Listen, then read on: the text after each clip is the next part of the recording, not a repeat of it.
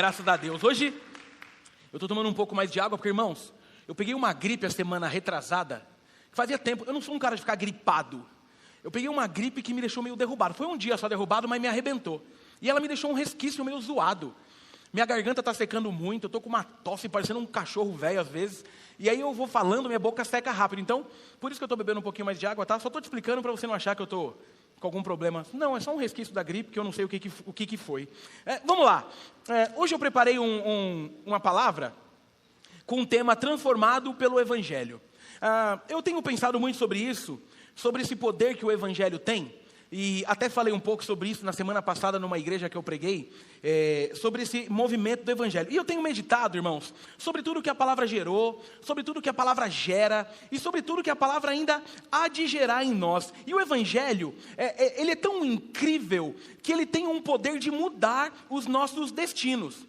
E aí eu estava me lembrando recentemente, como é interessante o poder que a Bíblia tem, né, que a palavra de Deus tem. No sábado retrasado, Ellen veio, acho que para o negócio da malhação aqui, né, de manhã. Ela veio com Helena e fiquei com o Benício de manhã. E aí nós acordamos, só nós dois, e falou: pai, cadê as meninas? Falei: foram para a igreja e tal. Ellen já tinha deixado a mesa do café bonitinho, eu fui tomar café com ele. E eu gosto muito, lá em casa a gente incentiva muito a conversar com as crianças. A gente não acha que criança Não, a gente senta e bate papo. Aí eu sentei com ele, estou ali tomando café, e aí ele com aquele jeito dele: querido, obrigado, agora já tem mais uma aqui. Ele com aquele jeito dele reflexivo, ele chegou para mim e falou assim: pai, sabe o que eu estava me lembrando? Eu falei: não. Lembra de Jesus no barco? Aí eu vou incentivando, né? Claro que eu lembro. Eu falei: Ele falou assim: aquela história que os amigos de Jesus estavam num barco, e aí de repente veio uma tempestade muito forte. Eu falei: lembro. Aí eu falei: mas você lembra onde Jesus estava? Ele falou: pai, dormindo. Só que calma, pai, Jesus acordou. E aí Jesus levantou e fez assim: tempestade, pare. E aí, pai, a tempestade parou. Aí eu falei: eu lembro, meu filho, que legal ser de Jesus. Ele falou: pai, pensa com... é sério, tem dia que eu acho que ele vai fazer apelo para me converter. Aí ele falou assim: pensa comigo, o que seria de nós se Deus não existisse? O mundo estaria perdido. Eu falei: misericórdia, menino. Aí eu já incentivei, falei: pois é, filho, por isso que a gente ama Jesus. E aí eu fiquei pensando nisso, porque veja, é um movimento de uma história que ele não viu. Mas por ouvir, ele creu, e agora ele acredita que aquilo é uma verdade tão grande, que ele já entendeu esse poder que Jesus tem. E aí nessa semana, eu tomava café com um irmão da igreja. E os cafés têm esses poderes, né, reveladores, a mesa é muito boa. E esse irmão, ele deixava muito claro, e foi muito legal, porque ele era enfático em dizer que sem Jesus e a palavra, a vida dele não teria jeito. Só que sabe quando alguém é enfático? E ele ficava assim para mim: porque pastor, não dá. Sem Jesus e sem palavra, eu não consigo, eu seria não sei o que. Eu falei: irmão, eu também, calma. Eu também seria a mesma coisa. Por quê? Porque esse poder que a palavra tem, ela faz com que tudo em nós seja mudado. E aí, esse movimento de rota alterada, de destino que foi mexido, é por conta daquilo que a gente aprende aqui. E eu tenho pensado muito sobre isso, irmãos. É mediante a essa fé em Jesus que nós somos conduzidos a entender a importância que a palavra tem para a nossa vida. E nós fomos transformados por ela. Olha que louco, é muito bom quando você lê, num primeiro momento você tem um confronto, mas com o tempo de uma maturidade cristã, a sensação que eu tenho é que nós vamos aprendendo, ou lendo e descobrindo a Bíblia, e tendo certos alívios. Ufa, sabe, parece que é como se você estivesse entrando no trilho. Mas a gente precisa se preocupar, por quê? Porque tem algo interessante que recentemente tem acontecido. Na verdade assim, não é recentemente, né? Não é de hoje, mas que recentemente tem ficado um pouco mais pulverizado, até por uma questão da globalização, da internet, de um movimento meio que de menosprezo da palavra. Ou uma certa desvalorização, até o fato de desconsiderar o Evangelho dentro da própria igreja. Não obstante a isso, eu me lembro que recentemente, eu não conheço a pessoa, eu não estou aqui julgando, eu estou comentando. E eu vi só um recorte, e eu vou dizer pelo recorte, por isso que não é julgamento. Tudo bem que depois eu fui ver o restante, não vi tudo, mas já fiquei senti satisfeito e parei. Tinha uma moça numa palestra e ela dizia que um dos problemas da igreja é que a igreja está idolatrando a palavra. Aí eu fiquei meio preocupado. Como aí? Idolatrando? Porque não é bem que a palavra, a igreja precisa estar mais atenta aos atos de Jesus e tal. Ok, me diz aí, aonde que você descobre os atos de Jesus? A não ser que a gente agora comece a acreditar em psicografia. Aí eu mudo. Ou a não ser que a gente comece a acreditar, por exemplo, numa teologia da revelação, onde, já pensou um culto, a gente para aqui, fica em silêncio e fala assim, vamos lá, irmãos, quem tem algo para revelar de Jesus? Aí você... E aí, você está disposto a ouvir de tudo. Não, Jesus, quando era adolescente, odiava sorvete. Com qual base você tem isso? Porque ele tinha barba e suja a barba. Não. Olha que interessante. De onde tem vindo um menosprezo? É da igreja. Ou melhor, de movimentos eclesiásticos que, se a gente não tomar cuidado, a gente vai caindo nessa moda. Por quê? Porque se tem uma coisa que para nós seria bom, e aqui para nós humanos, desvalorizar, é a palavra. Por quê? Porque quanto menos baixarmos a régua do que é ser cristão, mais fácil é a nossa vida. Sim ou não? Porque ser cristão não é fácil em que sentido? De que nós percebemos todos os dias, porque nós sempre queremos o oposto do que está aqui. Por querer o oposto, o nosso caminho é de morte. Aí a gente encontra Jesus resgata a nossa vida, e é esse manual que vai direcionando os nossos caminhos, para que a gente sofra menos. Porque o engraçado é isso, a gente ainda não percebeu que o poder da palavra é tão transformador, que a nossa vida melhora. A gente não percebeu. A gente olha sempre a palavra com esse peso doutrinário. Não lê muito a Bíblia não, porque a vida fica muito difícil. Não, meu irmão. Quando a gente lê a Bíblia e o nosso coração está encaixado com o coração de Jesus, a vida fica leve. Nossa família se dá bem, os nossos filhos. Então, cuidado com esse movimento de menosprezo. Porque quando a gente fala de evangelho, o que é o evangelho? Meu irmão, o evangelho é a boa notícia do poder de Deus em nós. A boa tradução de evangelho é boa notícia. Eu tenho uma boa notícia para te dar. Jesus morreu por você na cruz do Calvário. Agora eu tenho uma notícia maravilhosa. Ao terceiro dia ele ressuscitou. E agora uma esplendorosa. Aqueles que creem em Jesus não provarão da morte, estarão com ele por toda a vida eterna. Olha que boa notícia! Não é bonito? Então a gente precisa entender esse movimento, que se somos transformados pelo Evangelho, alguém que é transformado pelo Evangelho, tem na palavra uma busca inexplicável e um desejo por tudo que ela gera. E não somente entender que precisa, mas é meio que uma fome insaciável da palavra. Eu falei aqui na quarta passada, durante o louvorzão, sobre o movimento do ciclo da fé. Porque foi uma semana muito gelada, né? Aliás, está difícil morar em Guarulhos e São Paulo, né? Porque a gente passa uma semana... Cara, chegou a 3 graus em alguns lugares essa semana. Hoje deve estar o quê já? 28, 27. Tipo, nosso lado respiratório, ele não entende mais nada do que está acontecendo. E eu falava sobre essa comparação. Que é muito louco, né? Quem gosta de fazer academia, eu não gosto, mas eu faço porque eu sou obrigado, porque eu sou gordo. No frio é muito pior. Não é assim? No frio a gente fala assim, eita... Mas aí se você tem um compromisso, você vai. E aí quando você chega lá, tudo é mais leve. Mas o ir, né, o sair de casa, o se trocar, o tudo mais, é muito difícil. Na vida espiritual é a mesma coisa com a busca pela palavra. Tem horas que a gente está frio e por estar frio não buscamos. Mas faça disso uma obrigação. Por quê? Porque quando você busca, você encontra. Então o que eu quero trilhar com a gente hoje é sobre esse poder da transformação que nós tivemos pelo Evangelho. Então se você puder, abra sua Bíblia em Romanos capítulo 1, por favor. Romanos capítulo 1. A gente vai ler do 14 ao 17. Romanos 1, do 14 ao 17. Se você não trouxe, já está ali projetado. E a minha versão diz assim: sou devedor, tanto a gregos como a bárbaros, tanto a sábios como a ignorantes. Por isso, estou disposto a pregar o evangelho também a vocês que estão em Roma. Não me envergonho do evangelho, porque é o poder de Deus para a salvação de todo aquele que crê. primeiro do judeu, depois do grego. Porque no Evangelho é revelada a justiça de Deus. Uma justiça que do princípio ao fim é pela fé. Como está escrito, o justo viverá pela fé. Amém, queridos? Louvado seja o nome do Senhor pela palavra dele, que tem esse poder transformador. Irmãos, o Evangelho, o livro de Romanos, que é aquele livro considerado o livro mais doutrinário, um livro que tem uma base teológica muito forte, ele tem ali um propósito de encorajar aqueles crentes de Roma a partilhar em sua compreensão e ministério do Evangelho como meio gracioso e eficaz de Deus para satisfazer as necessidades morais do homem.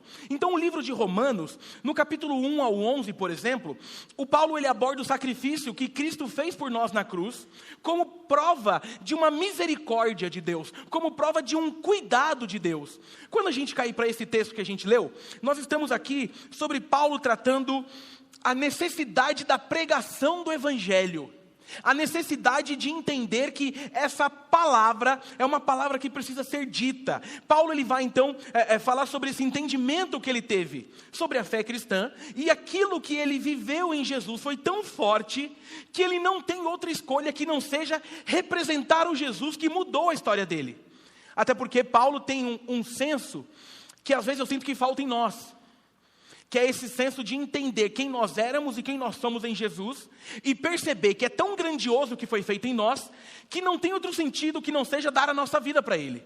Então Paulo está enfatizando, está tratando esse movimento da pregação, do cuidado. Não é à toa que Paulo é conhecido como teólogo dos gentios. Ele abre a porta do Evangelho para aqueles que não eram bem vistos até pelos judeus, dizendo que agora Jesus veio para mudar todo mundo. Então nós estamos diante de um movimento onde Paulo está nos ensinando que o Evangelho ele não só transforma as nossas vidas, mas agora possibilita que possamos transformar vidas. E aí ele vai pregar para todo mundo. Então é nesse texto, é nesse contexto, que eu quero tirar algumas coisas para esta manhã, para que a nossa vida leve a sério a transformação que recebemos em Jesus. Para que possamos entender, como o meu filho de 4 anos já entende, que sem o Senhor não dá. Ou para que possamos trazer à mente o que aquele irmão me disse no café: se não fosse pela palavra e pelo Jesus da palavra, a minha vida seria uma porcaria.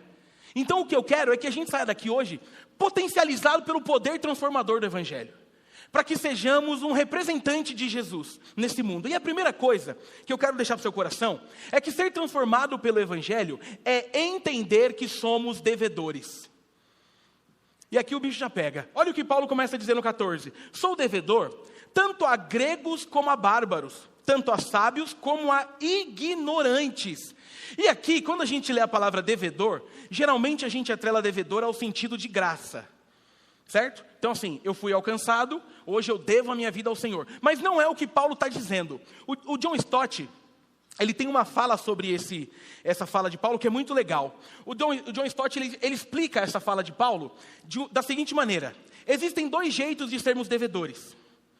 O primeiro é se eu chegar agora para o Sandro e falar assim: Sandro, você me empresta R$50? Se o Sandro me emprestar, o que eu sou agora para o Sandro? Um devedor. Não é esse o devedor que o Paulo está falando. O John Stott fala de um segundo devedor, que é como se fosse assim: o Sandro chega para mim e fala assim: pastor, eu estou te dando R$50, você pode entregar ao Guerra? Eu falo: ok. Eu estou devedor ao Sandro com aquilo que ele confiou às minhas mãos para o Guerra. É isso que o John Stott está dizendo que o Paulo está falando. Aqui Paulo não está falando sobre simplesmente ser um devedor, no sentido de que ele entendeu e ele tinha entendido, mas Deus havia confiado o Evangelho a Paulo como um tesouro que ele deveria entregar em Roma e no mundo inteiro. Ele não podia reter esse tesouro, ele precisava entregá-lo com fidelidade. E aqui o bicho pega. Porque ser devedor de algo que nos deram, quer dizer entregar exatamente o que nos deram. Então, se o Sandro me dá R$50 e fala assim: dá esse dinheiro para o Guerra, aí eu falo: ninguém está vendo, eu pego 10 e dou 40. É a mesma coisa? Não. O que o Paulo está dizendo é que nós somos devedores ao mundo, aos romanos, aos que não têm Jesus, com o tesouro que é a palavra de Deus. Nós fomos resgatados para resgatar. Meu irmão, você já parou para pensar nisso? Esse Deus que é maravilhoso, que é santo, que é completo, e eu gosto de insistir nisso, por quê? Porque Ele tira a gente do lamaçal do pecado, mas traz para a nossa vida uma missão que tem sentido. Uma missão que é muito louca. Ele chama a gente agora para participar de algo, ou seja, Ele não está dizendo, eu dei para você e tudo mais e fique contigo. Não, Ele está dizendo, agora você pode, através do que recebeu de mim, levar aos outros aquilo que eu te dei. Que incrível! Percebe por que eu não entendo? Quando a gente é crente e é para baixo, salvo quando a gente está com problema. Meu irmão, essa palavra é tão power que a gente deveria ser o povo mais sorridente do mundo, mais feliz do mundo.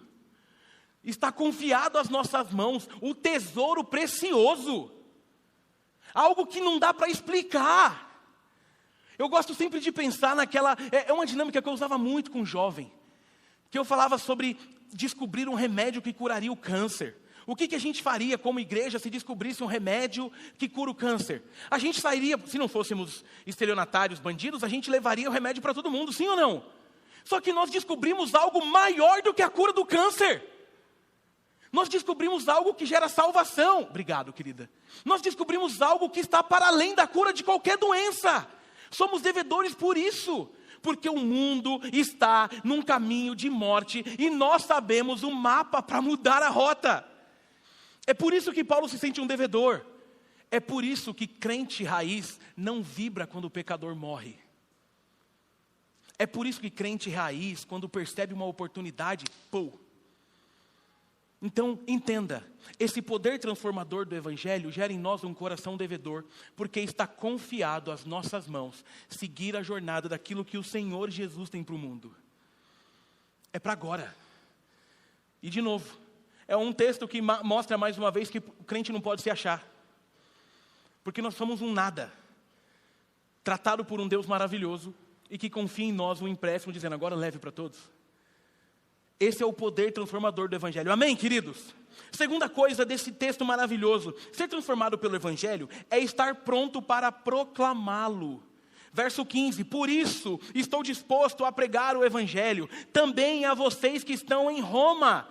Meu irmão, Paulo sempre esteve pronto para pregar. Paulo pregava na prisão, pregava em liberdade, na sinagoga, na corte, nos lares. Paulo prega na praça. Paulo pregava em pobreza e com fartura. E chegou a dizer, ai de mim, se não pregar o Evangelho. Em 1 Coríntios, capítulo 9, 16. Pregar o Evangelho era a paixão da sua vida. Quando ele está falando aos presbíteros lá de Éfeso, que é um dos textos favoritos, para mim é o texto que crava o meu ministério, o meu chamado pastoral, que é Atos 20, 24. Em nada considero a minha vida preciosa para mim mesmo, contanto que complete a minha carreira e o ministério que recebi do Senhor Jesus para testemunhar o Evangelho da graça de Deus.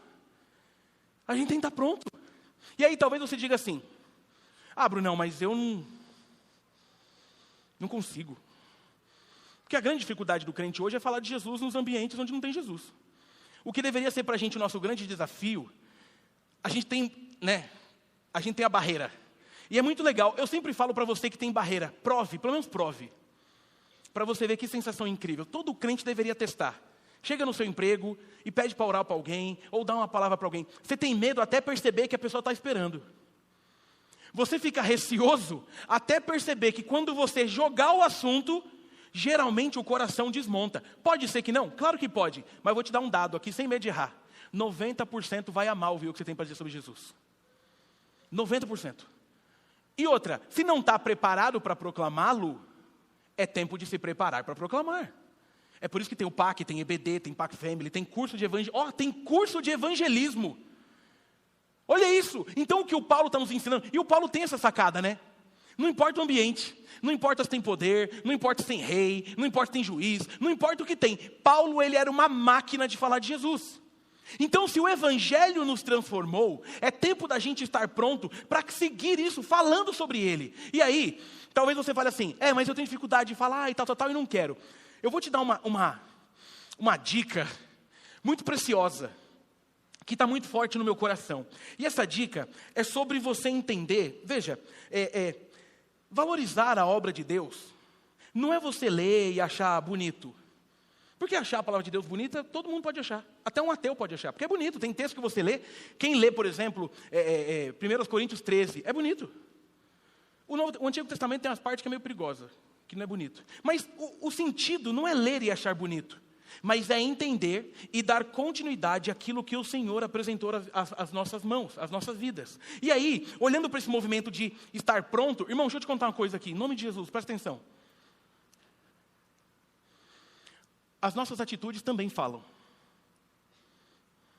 Estar pronto para proclamar não quer dizer que você precisa chegar no escritório. Oh, parou todo mundo de trabalhar aí. Vão achar que você é doido. Eis que te digo. Não. As nossas atitudes são formas de proclamar o evangelho. Sabe por quê? Porque quem foi transformado obedece. Porque também o oposto está ficando chato. Gente que para falar é muito bom, mas para viver é uma tragédia. Gente que sabe de cor, textos bíblicos, mas prega com uma eficiência, mas a vida bifurca. Os nossos atos pregam Jesus. E aí eu preciso te dizer uma coisa que está muito forte no meu coração. A começar dentro de casa, querido. Não adianta aqui dentro você ser fofo. Desculpa. Não adianta passar o portão e querer ser crente. O teu filho vai ter referência cristã pelo que você é na tua casa enquanto ele te olha. As nossas atitudes, às vezes, pregam mais do que as nossas palavras. As nossas atitudes mostram que nós somos a contramão do mundo. Então, estar pronto é os ambientes aonde Jesus te coloca. Você precisa provar que é diferente. Afinal, nós estamos dizendo que fomos transformados por um evangelho. Eu sempre falo, que Deus gosta de tratar meu coração com muita coisa. E eu gosto de comentar que, por exemplo, o pastor Enoque e Edna estarem aqui é uma forma de Deus tratar o meu coração. Por quê? Porque eles são representantes da junta de missões. E eu nunca gostei da junta, agora eu gosto. Por causa deles. Então são missionários, a gente ajudou e tudo mais. E por que eu não gosto? Eu já te falei. Porque lá atrás inventaram a junta de missões porque a gente não fazia o nosso papel. Nada contra, agora já existe a junta, vamos seguir junto. Mas quando a gente cria um ministério, irmãos, desculpa, eu fico muito mal com esse assunto. Um ministério que vai pregar, que vai evangelizar, nós estamos dizendo que não é nosso papel. A Igreja Batista, por muito tempo, entendeu que missões é pagar boleto. Eu pago o boleto, o missionário vai. E no escritório é um tranqueira. Olha a viagem. Então, estar pronto para proclamá-lo é entender que todo lugar que a gente vai é uma oportunidade de Jesus chegar, porque a gente chegou. Você lembra do exemplo que eu te contei, do menino que eu atendi, que arrumou um emprego? É aquilo que a gente não pode fazer. Você lembra? Vou repetir, para você entender o problema. Isso foi na minha outra igreja, por isso que eu conto. Estou eu lá um dia no meu gabinete com um atendimento, chega um jovem, Samuel, um jovem, que não fez o curso com a Tainá e com você e com o Orlando. E aí o jovem chegou triste, irmãos, triste, acabado, semblante acabado. Senta aí, meu filho, qual que é o seu problema? Ele falou assim, arrumei um emprego. Aí eu falei, onde eu moro, quando a gente arruma um emprego, a gente celebra, mas eu fiquei esperando. Eu falei, mas e o problema? Ele falou assim, pastor, não está fácil a minha vida. No meu emprego, eu estou num setor que só tem gay. E eu fiquei com uma cara de, continue, meu filho. Ele falou, imagina como vai ser difícil eu lá enquanto crente. Aí eu olhei para ele e falei assim, meu irmão, todo respeito, mas por dentro eu estou virado. Eu falei, o irmão tem um problema porque arrumou um emprego num lugar que só tem gay. Ele falou, porque eu sou crente. Aí eu falei, o irmão tem medo de conviver com gay? Você concorda? Que mensagem que ele está me passando? O irmão tem medo de daqui a um mês chegar na igreja e fazer assim, graça e paz, pastor. Percebe o que eu quero dizer? Meu irmão, a gente deveria celebrar todos os ambientes que a gente entra e não tem crente. Até porque, vamos confessar entre nós aqui, às vezes é bom também, ir para um ambiente que não tem só crente. Imagina a gente que é pastor. A gente se forma num seminário, 4 anos, só crente. Vai para a igreja. Hoje eu tenho que passar o dia com o Tiago, com o Orlando e com o Rafa. Crente. E o desafio? Vai ficando até chato. Concorda? Tem hora que eu quero sair com os que não presta. visitar a família, ver amigos que não são crentes, eu amo quando uns amigos meus que não são crentes mandam mensagem dizendo assim, nossa, tenho visto o que Deus está fazendo, que legal. Eu falo, eita nós, se abrir a brecha é voadora. Ontem achei bonito, esqueci de te falar isso, o pequeno pastor, pequeno grande pastor. Ontem uma das coisas que a pessoa veio me elogiar, o menino falou assim, pastor, eu nem consegui falar para Orlando, postei uma foto que o Orlando estava na minha igreja, uma amiga minha de não sei onde, me chamou e falou assim, eu estudei com esse menino. Olha isso, que bom que ele ainda está nos caminhos do Senhor e pelo que eu vejo está bem, porque nunca viu a vozinha que ele faz de Deus, irmão. E aí o que ela falou para o cara da igreja de ontem? Esse menino falava de Jesus todo dia na sala de aula. Eu sei que ela estava querendo dizer que na época achava ele chato, mas hoje ela também é de Jesus. Porque imagina, vamos ser sinceros, o Orlandinho evangelizando na sala, mano, eu queria ver. E aí, irmãos, amigos, Deus falou. Mano, imagina a galera, uou, é sobre isso. Agora o problema é quando a gente posta uma foto e o que a pessoa tem para dizer sobre nós é diferente. Esse aí é crente? Esse aí é da igreja? Esse aí faz... Não, estar pronto para pregar o evangelho de Jesus é em todos os lugares que o Senhor manda a gente para pregar. Se o Senhor transformou você, agora vá falar desse amor transbordante.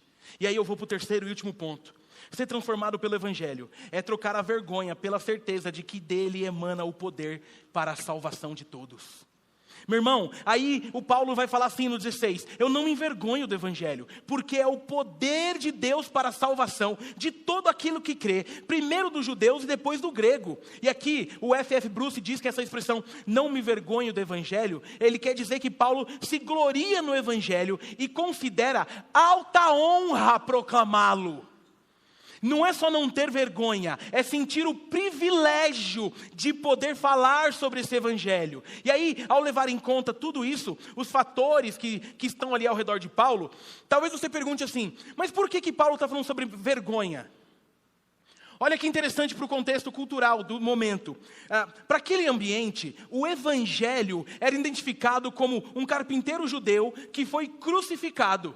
E os romanos não cultivavam nenhuma apreciação especial pelos judeus. E a crucificação era uma forma de execução mais horrível que tinha, mais vergonhosa, porque ela era reservada para criminosos. A segunda é porque naquela época, como ainda hoje, os sábios do mundo, eles nutriam desprezo pelo evangelho. Alguns podiam até falar sobre o pregador cristão como alguém que era desprezível. Há um ambiente onde os filósofos da época menosprezam aqueles que confiam na palavra. Você já conversou com algum ateu filosófico? Ou ateu filósofo? A primeira coisa que ele faz quando a gente diz que é crente, ele tenta desprezar o que a gente é. Automático. Você acredita naquilo? É por isso que Paulo está dizendo, porque naquele tempo, esse movimento, era muito sofisma lançado ao ar, era muita gente que se achava, e aí era um dos desprezos. O terceiro é porque o evangelho, centralizado na cruz, era visto com desdém, tanto pelos judeus como pelos gentios, porque os gregos, esse negócio de cruz era loucura, e para o judeu era escândalo. E tem mais, porque pelo evangelho, Paulo já havia enfrentado muitas dificuldades, e por causa do evangelho, Paulo já havia sido perseguido em Damasco, rejeitado em Jerusalém, apedrejado em Listra, açoitado em Filipos, e enxotado de Tessalônica e Bereia, e chamado de falador de tagarela em Atenas, e taxado de impostor em Coríntio. Percebe por que Paulo está dizendo? Aonde ele vai, ele é perseguido pelo evangelho, e aí a resposta dele é só uma. Tenho vergonha nenhuma de falar o que eu acredito. E é muito louco, porque Paulo foi preso, Paulo apanhou, Paulo foi escoteado. Hoje a gente não é nada e não fala. Então dizer que não tem vergonha do evangelho é não ter vergonha de mostrar ao mundo que nós somos representantes do evangelho. Tem uma coisa que eu estou para dizer aqui, faz tempo eu não consegui, porque eu não preguei no outro domingo e tudo mais. Mas irmãos, que bálsamo... Na verdade, eu acho que eu comentei rapidinho, mas ele não estava. Que bálsamo foi, e com todo o respeito evidente, participar do culto de velório da mamãe do Alexandre. Meu irmão, eu voltei, meu Deus do céu, Mas foi um negócio na minha vida. Pergunta para Ellen como eu cheguei em casa. É até estranho, né? Porque eu voltei de um velório feliz. Meu irmão, eu conheci a mamãe do Alexandre, ela foi da mesma igreja que eu, conheço o pai. Só não conheci o Alexandre, fui conhecer aqui. Mas pensa num ambiente onde a palavra e Jesus era mais poderoso até do que a morte.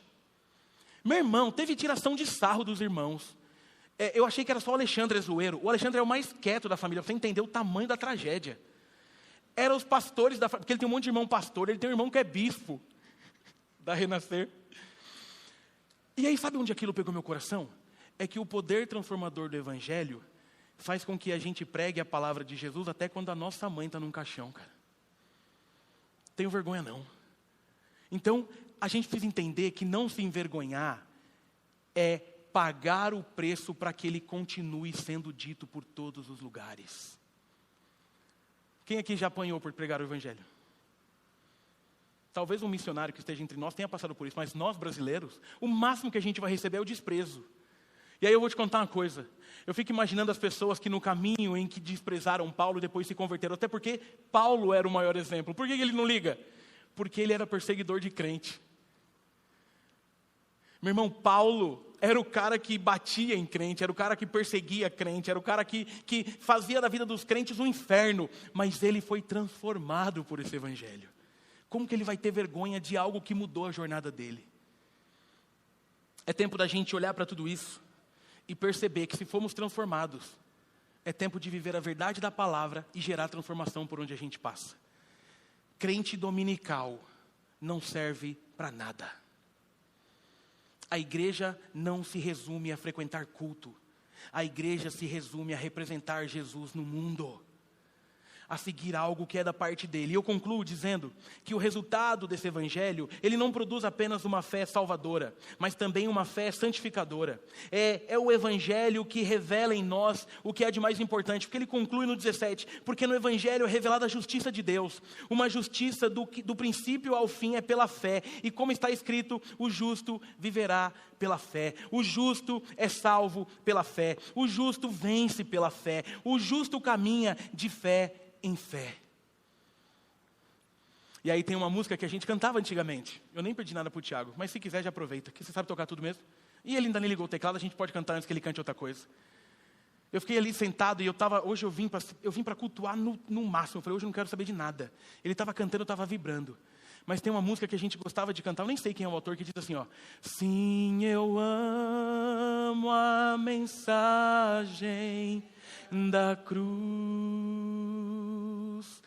até morrer eu a vou proclamar. Levarei eu também minha cruz, até por uma coroa trocar.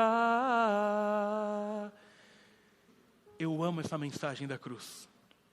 Eu fui transformado pela mensagem da cruz.